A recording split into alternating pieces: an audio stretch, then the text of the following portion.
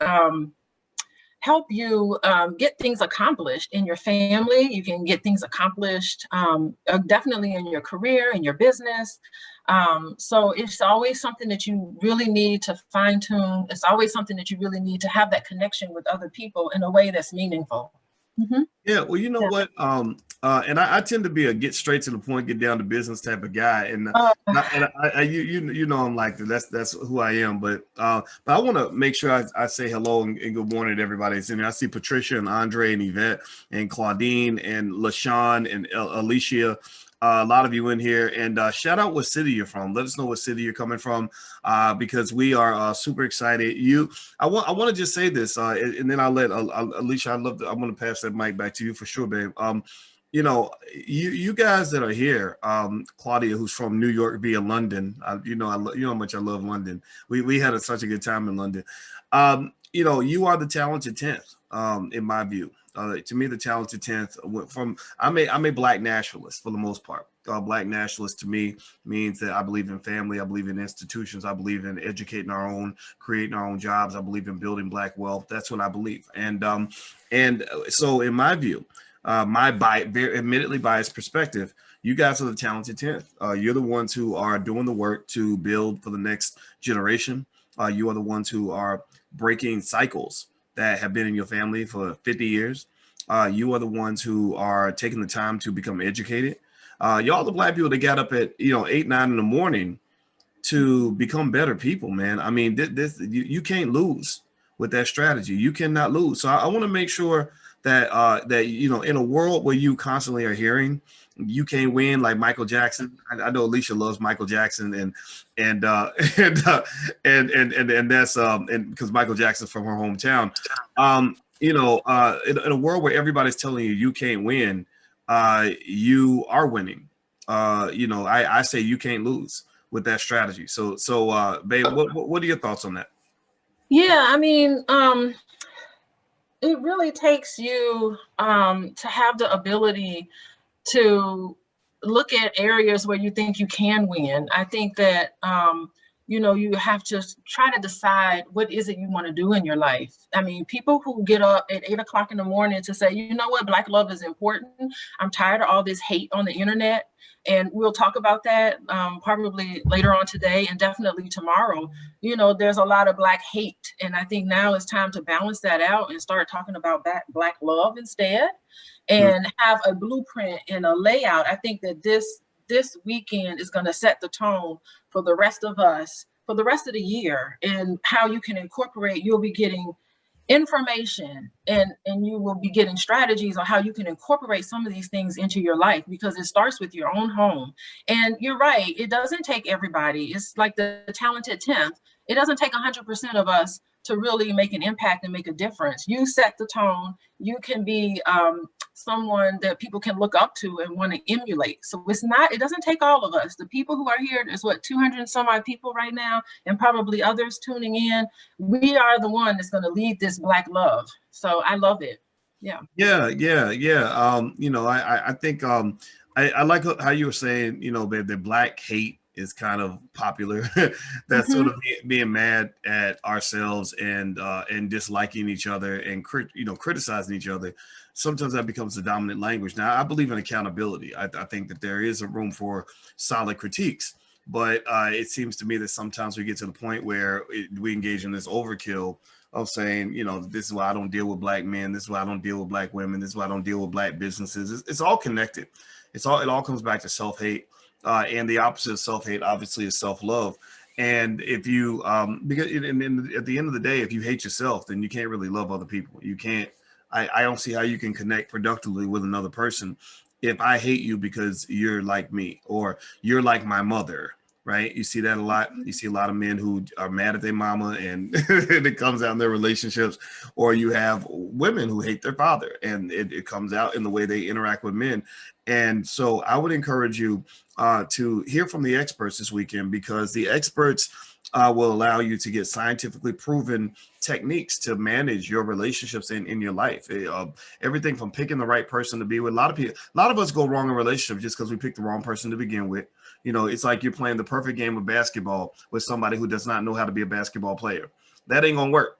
right? It ain't gonna work if your teammate is not a good teammate, right? And then also we talk about not just romantic relationships, but also other relationships. You know, your friendships. Who do you let in your life? Who do you decide to go into business with? Business is a lot like a marriage, and this stuff is important because I'll tell you this, babe. I'm gonna call you Dr. Alicia. I know that sounds awkward and corny, but I want to respect your credentials. You know, but yesterday I had a sister on, Kim Lewis. That was her name. She's the CEO and founder of Curl Mix. And Kim Lewis is interesting because Kim Lewis, Lamar Tyler forwarded me her information. Kim and her husband, who live in Chicago, basically they had a hair care business and they were making about 36 grand a year. And she was going to give up and go back to corporate. And then she got up to a little over 100,000, but that's not enough when you got all the expenses and everything else, right? It wasn't like she was making 140K in profit. It's like probably losing money or close to it, even though the revenue was 140. And she went and her and her husband made an intentional effort to do what people in this room are doing right now, which was to go and learn the skill set they needed in order to get better in their business. And guess what? They went from the next year. I'm not making this up. Go watch the video, y'all. It's amazing. They went from 36K. That year they had really bad year. They made 36K in revenue. The next year they made $1 million. $1 million. And then check this out. When she finally came on my podcast a couple years later, she made $6 million that year. And also she and her husband, Kim and Tim, that's their names. Their names even rhyme. It's the cutest thing ever, right? And then she went and raised $2 million. Both of them together went and raised $2 million in 2 days on WeFunder. $2 million and that's $1 million a day. And Elon Musk, you know, people like at that level make $1 million a day. That's a lot of money. And then here's the other kicker that's crazy. I don't even think her and her husband are 30 yet. You know, and why do I tell this story about Kim Lewis? This early 30s woman and her amazing husband and their 2 kids, and how they're now making $6 million a year. Is I asked Kim, I said, how difficult would it have been for you to have done all this if you'd had a bad relationship with your husband? You know, or if instead of your husband, he was your baby daddy, and you had drama like a lot of other people have. And she said it would have been impossible. She said we never would have gotten anything off the ground. And I want you to take a moment. You guys are smart, so I want you to use your imagination and reflect with me for a moment. Think about how many $1 million, $1 billion possibilities have been killed because of baby mama, baby daddy drama. Think about how many situations. I mean, you know, we just watched a great rapper, DMX, you know, and what happened with him. And everybody knew it. It's an open secret in terms of his decline over time. And I read DMX's bio going all the way back to the day he was born. And it started with a bad relationship. His father did not want him to be born. His father wanted his mother to abort him. So his father abandoned him before birth. So there was no stable family, lots of abuse, lots of trauma. 40 years later, 50 years later, you get this. So I want you to kind of connect the dots on this. You know, love is everything. You know, the way you love yourselves and love each other is so important. So Dr. Alicia, I'm going to zip it up now, and I'd like for you to get your response on everything I just laid out. Yeah, I think that, you know, even if you are in a relationship and it's less than ideal, you know, even if you have like bad baby mama drama and all of those things, it's not the end of the world. Like, you can actually learn from those relationships. It's, you know, don't sit and think, oh God, I ruined my life because I wasted 5 years with this person and I should have moved on. You know, I'm of the belief that you are with somebody to learn a certain lesson. And once that lesson is learned, not all relationships need to carry on through the end of time. Sometimes there's a time limit on it, and the time's up. Thank you so much. I've learned my lesson. I'm going to be better at it. So, you know, don't beat yourself up if you have baby mama drama or if you have issues with your exes. I just think that is a great learning opportunity so that you can become better in the next relationship. I also think that, gosh, that couple, like, how inspiring is that, boys? Like, I think like this couple who was starting a business and it was a little rocky, that could have been a perfect opportunity for the partners to turn to each other and start blaming each other and start criticizing each other and start like really taking out their frustrations on each other. But it sounds like this particular couple is stronger now than they were because they had this challenge, it seems like now that they learned how to solve this problem peacefully. Because if they were fighting and arguing and throwing things at each other and breaking up, that business would have dissolved. They would have lost potential money.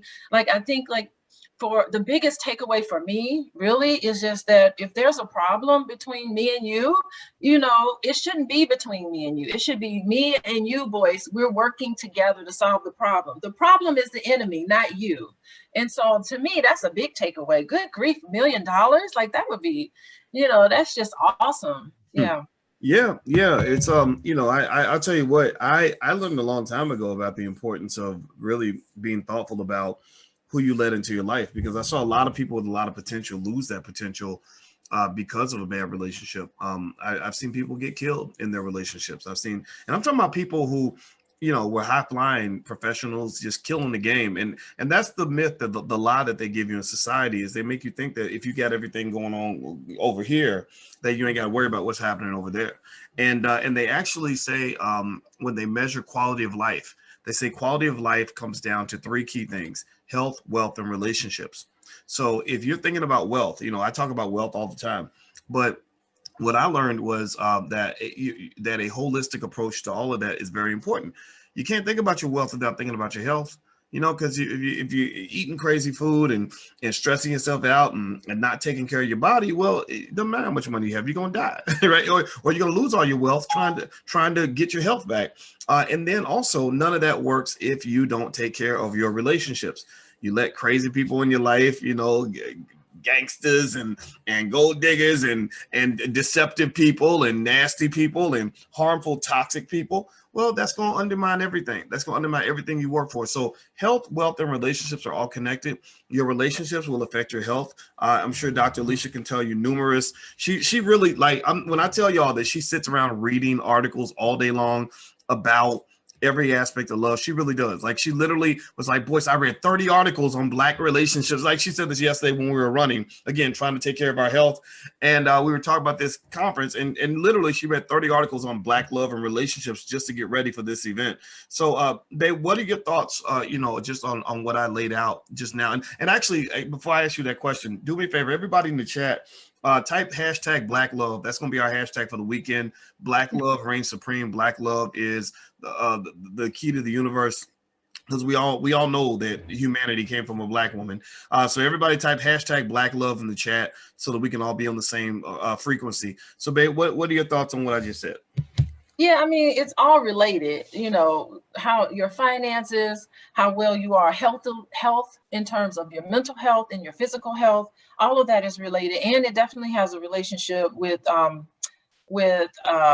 your how you interact with other people. And I think, like, particularly for men, because men feel like they need to be a provider, and they don't feel like they're worthy of a relationship if they can't provide.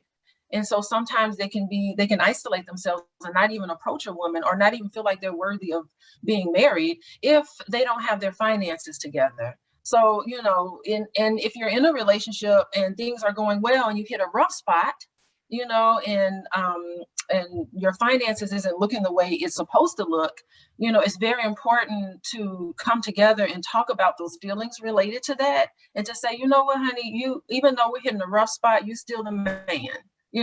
And we're in this together, and so things aren't always going to be great all the time. Sometimes you have a health crisis. This is a time where, instead of tearing people apart, it should be a time where you can work together and say, you know what, baby, I'm taking care of you. You're having surgery today, and so I'm going to be there for you to take care of you. And so it shouldn't be seen as like you're weak because you may be having a health issue. It shouldn't be that you're weak. It should be that your partner can help build you up and help support you in those areas. Like, if something happens, even I told you, Boyce, I said, Boyce, if something happens to you, I got your back. We're not going to starve. I'm going to be there for you financially. So, and I'm going to be there for you to take care of you If anything happens to you physically, I mean, you know, you just have to have that one person who you know you can count on. And I'm not going to have contempt for you. I'm not going to say that you're less than a man.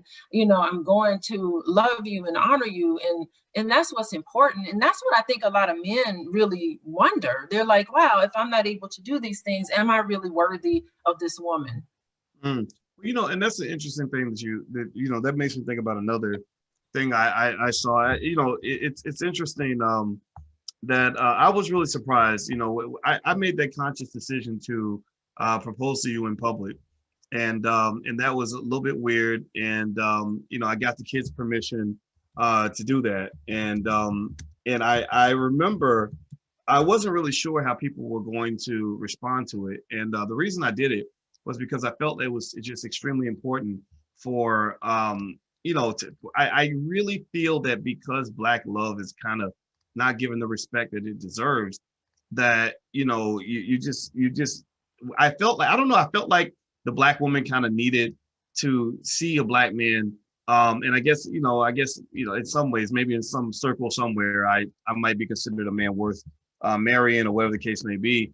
I felt like Black women needed to kind of see how much we love y'all, you know, just how much respect we have for you, how gorgeous we think you are, and things like that. And one of the things that I found that was really interesting when this happened, and by the way, here I pulled up a little picture. This was the day we went on a run, and I in the background, I went to I met Alicia right like probably 15 feet from this location back when we were in college. Now, at that time, I had kind of friend zoned myself. She didn't friend zone me; I friend zoned myself. But we were friends for many years. As I said, you know, I watched her, you know, have relationships and get married and everything else, and we just lived our lives, you know. And we circled back together years later, and I still thought she was the most beautiful woman in the world. And so we went on a run, and I took her to, and I was so nervous, and I had the ring in my pocket that morning. I didn't tell her, and it was really hard to not tell her because it's like one of the biggest moments of your life and ever, and you can't tell the person that you're sleeping with. They're wondering, you know, she's wondering why I'm acting so weird and everything, and so and then I didn't plan it perfectly actually because I forgot. I was like, oh, who's gonna like actually hold the camera? So we found some brother just somewhere nearby, and I said, hey man, can you hold the camera real quick? And he held the camera. And remember, he didn't really, once he saw me get on one knee, he got real nervous. He started shaking and sweating, like, oh, I bet I messed this up. But yeah, and so but he did a good job. And then two freshman girls came in, and they stopped, they paused like, oh my God, right? And so anyway, here's the funny thing, right? So after that all went down, which I didn't know if it came off good or if I just ended up looking stupid, like I don't know, some weird clout chaser or something. I don't know. But I saw just a mixed reaction, right? Most of the overwhelming reaction, particularly from women, was very, very favorable, very, very positive. A lot of brothers, real men, were just like, congratulations, brother, this is amazing. You know, but then I saw like a little pockets. I saw a couple of men that were like, you know, like, why are you simping? Or, you know, like that, like they're simping. And I still get that to this day. This morning, a guy comes in and said, Dr. Boyce, you know, I like you, but you always simping.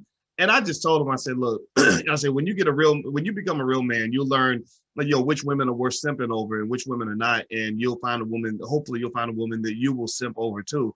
But I really thought it was really fascinating to hear men, you know, certain men, not all men, a small percentage of men, really feel that expressing vulnerability and true love to a Black woman is somehow weak or sad or pathetic. And I kind of see it definitely in the opposite direction, in the sense that, and maybe I'd love to get your thoughts on this, babe, but a lot of times when you play that hardcore role, like I'm the gangster, I'm the tough guy, really what you're doing is you're protecting like a soft, gushy middle where you don't want anybody in there because you can't handle it. You know, maybe you went through something with your mama, or you went through something with an ex-girlfriend, you know, maybe your baby's mama done took away the kids or whatever, and you've been hurt by that. So you play this role almost like and hip hop unfortunately facilitates that, the gangster pimp role, like I'm gonna pimp these women and all this other stuff.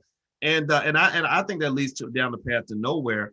What are your thoughts on just all that and the whole experience? I'm not even gonna ask you a question. I'm sure you got a lot of thoughts. Go ahead, babe. Yeah, I mean, you talked about quite a bit, and I think the misogynistic sort of stance is really dangerous to women. I have talked to women who who are married or in a relationship with men who think that way, and they are miserable. They are miserable. The whole household is miserable, and those relationships don't tend to last very long. So I feel really sorry for people who, on some level, feel like if they call you simping, I think they themselves feel inadequate, and they themselves don't feel like they can. That they have what it takes to find that kind of love themselves.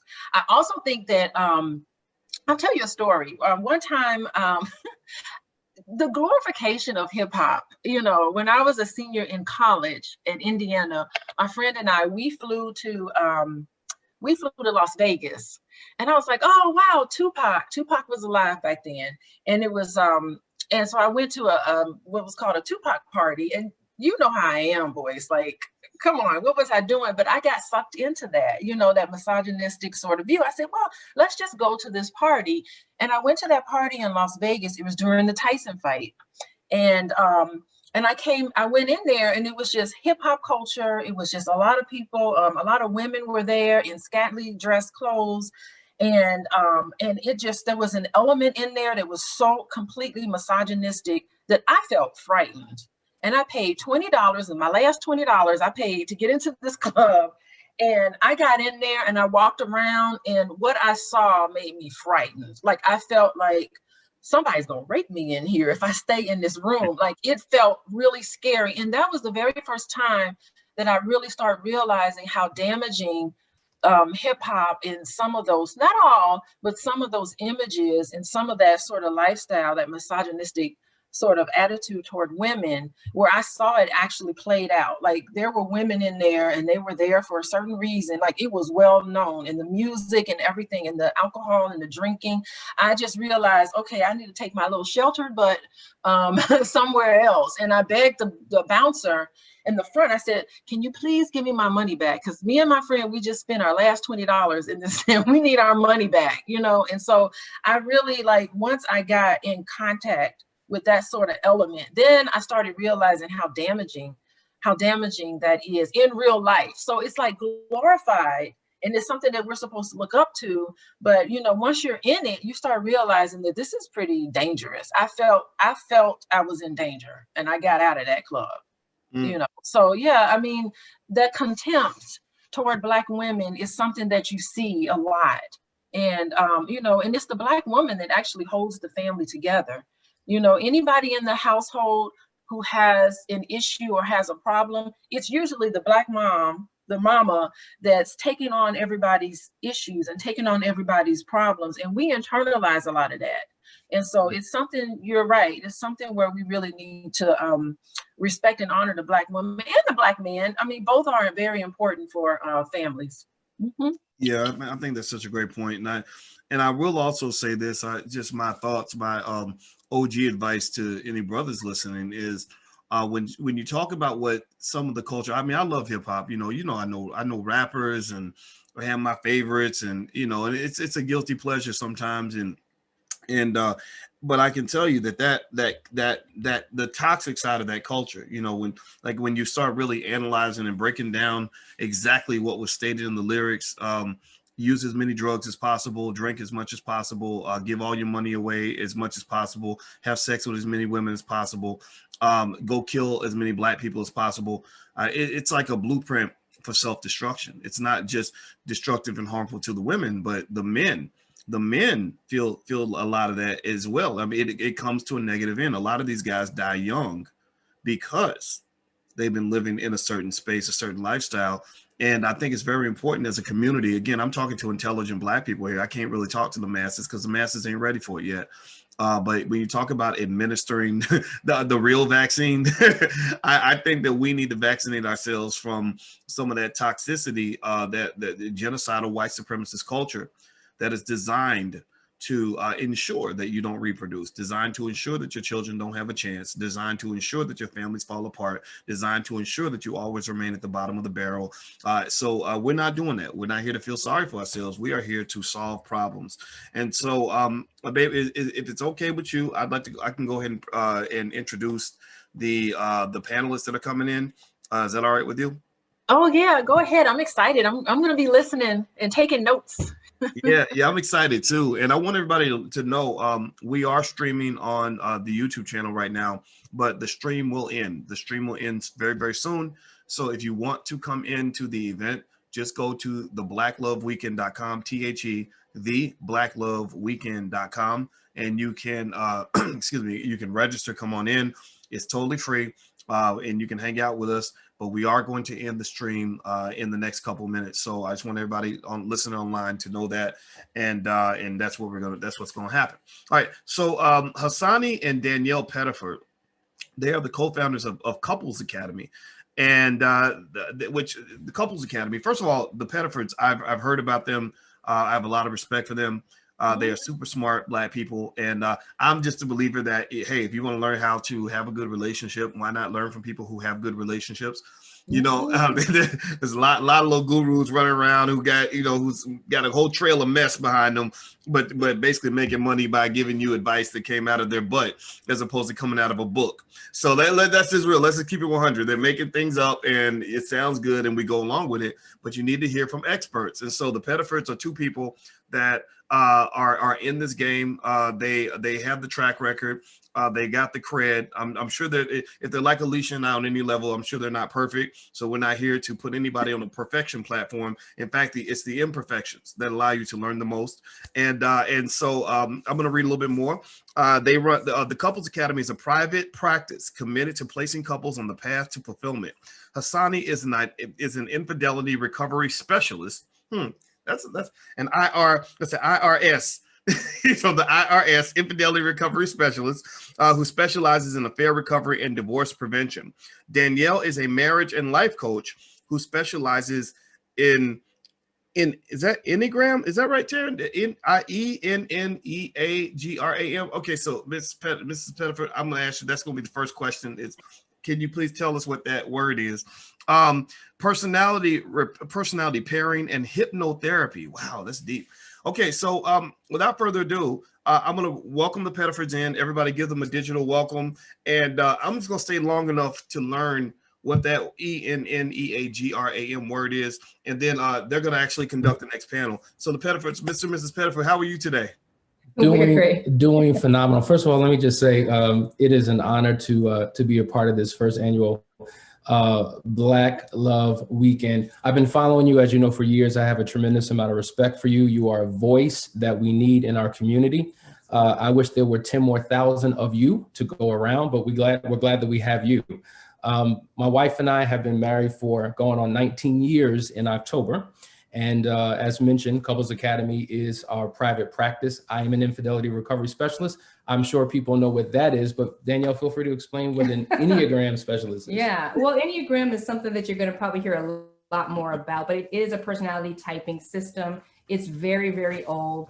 It's based on 9 personality types, and we use it in our practice to really just help couples understand not just what they're doing, because a lot of times we're offended by what we do to each other, but more so why we do what we do.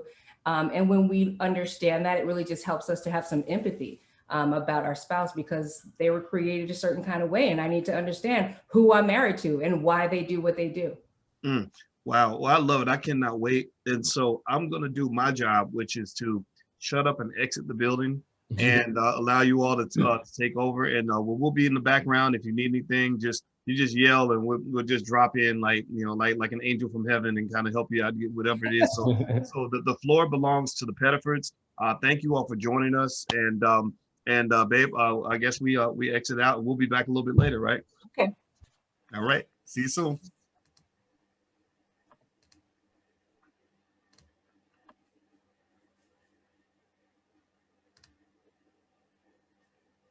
Uh-oh.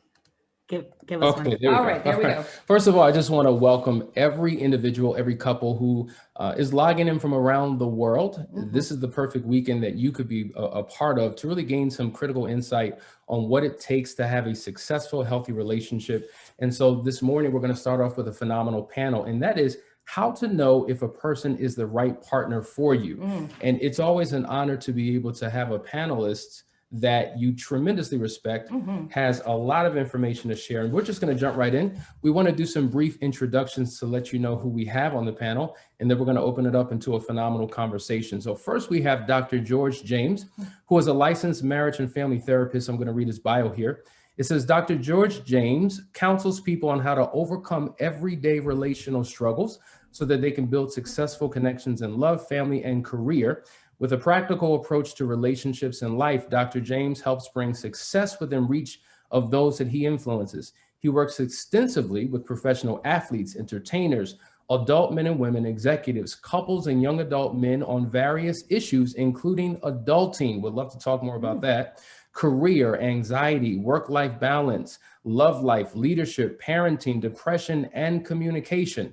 Dr. James is the Chief Innovation Officer, the Senior Staff Therapist at AAMFT approved supervisor at Council for Relations. In addition, he is the Assistant Professor for the Couples and Family Therapy Program at Thomas Jefferson University. Good morning, Dr. James. How are you, sir? Good morning. Good morning to you both. Glad to be here. Honored to be here. Excited. So thank you for that wonderful intro. Thank you for the work that the both of you do. Thank you to Dr. Boyce and Dr. Alicia for just having this weekend. So I'm excited.